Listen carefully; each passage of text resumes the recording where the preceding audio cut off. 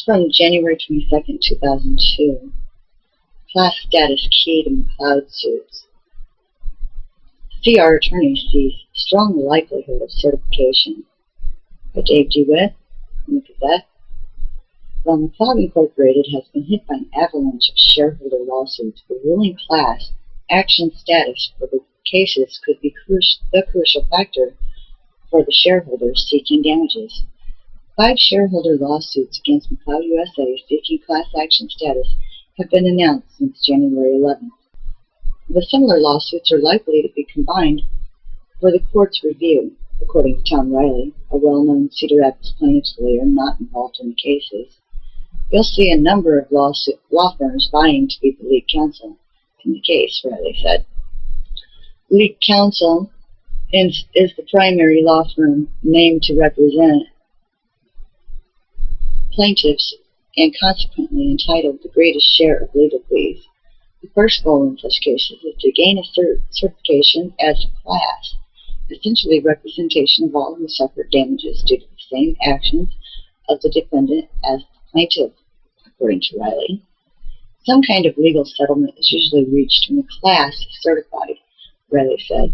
He sees a strong likelihood that a class will be certified in the McLeod USA case. Individuals covered by the class are notified by mail.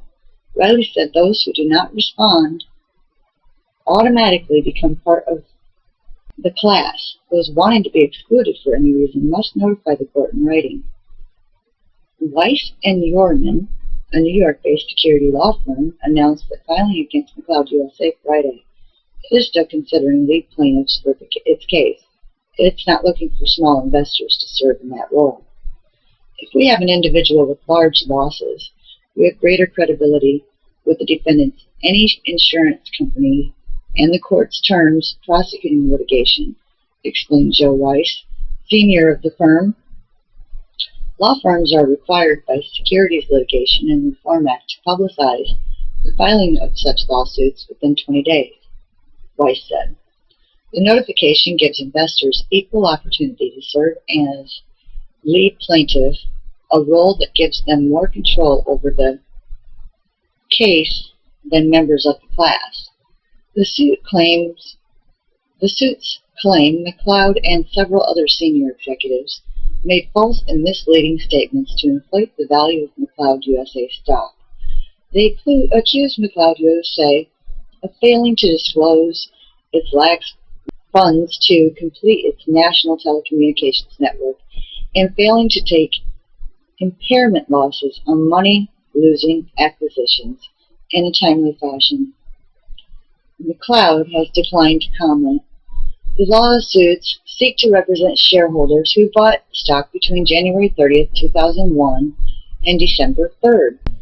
The value of McLeod USA stock has fallen more than $20 per share a year ago to 16 cents per share Monday.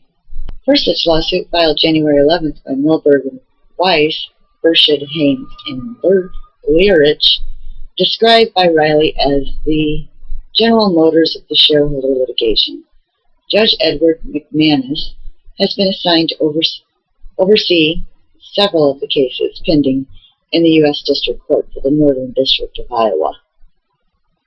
There's another story about McLeod on the same page by George C. Ford. UK purchasing McLeod Publishing.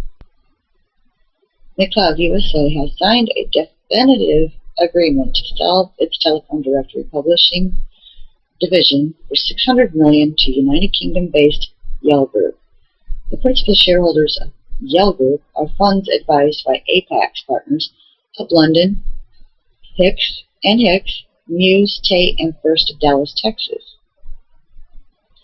The latter purchased Yell Group in June for $3 billion from BT Group.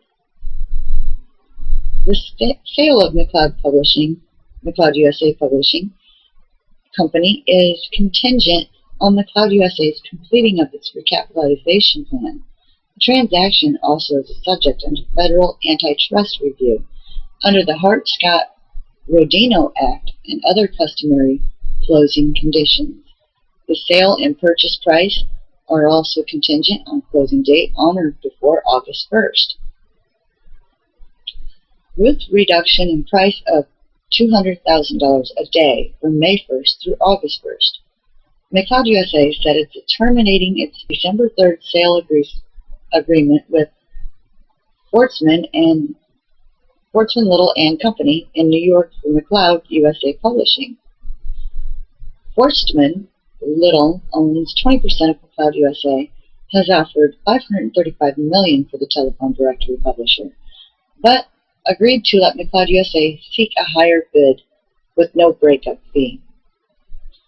Under the terms of definitive agreement with Yale Group, McLeod USA will retain its branding on directories published within its 25-state territory for 5 years.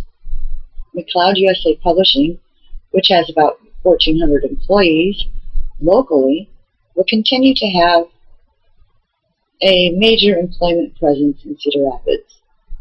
As a strategic buyer, the Yale Group has the opportunity to expand their presence in the United States with the purchase of our directory publishing business, said Steve Gray, President and Chief Executive Officer of McLeod USA.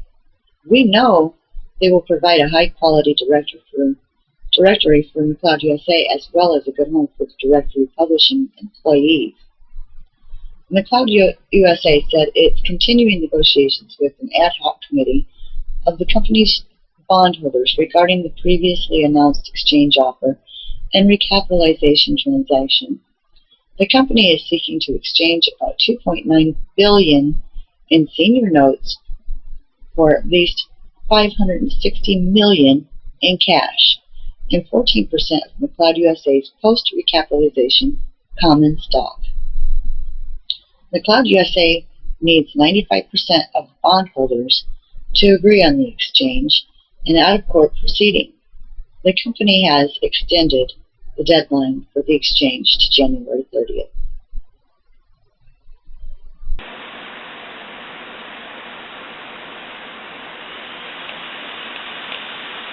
So a group of the CasiNO investors.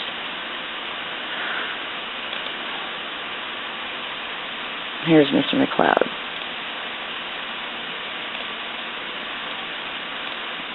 Mr. McLeod was charged and found guilty of spinning.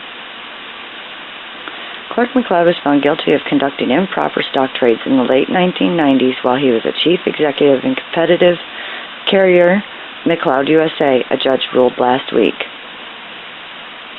The suit filed by New York Attorney General Elliot Spitzer in 2002 accused McLeod, along with former telecom CEO Bernie Ebbers, Joe Naccio, and others, of awarding investment banking